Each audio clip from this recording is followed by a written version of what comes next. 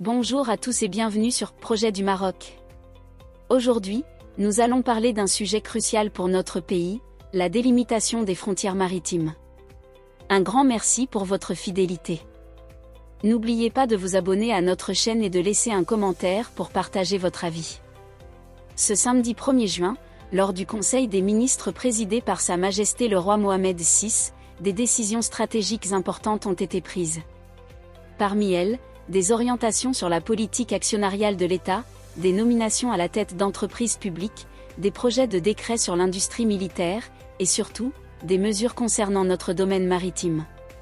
L'un des points forts de ce Conseil des ministres a été l'adoption d'un projet de décret modifiant et complétant la création du Comité national de coordination dans les domaines de l'hydrographie, de l'océanographie et de la cartographie marine, le CNCHOC.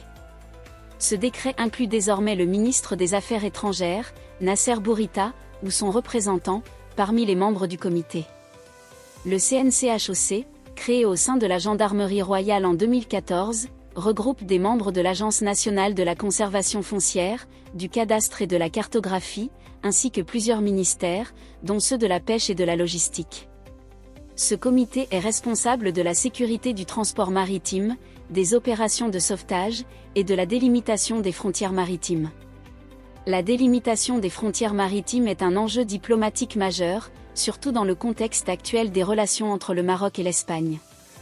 Depuis la visite du président du gouvernement espagnol, Pedro Sánchez, en février dernier, les deux pays ont exprimé leur volonté de résoudre les questions litigieuses.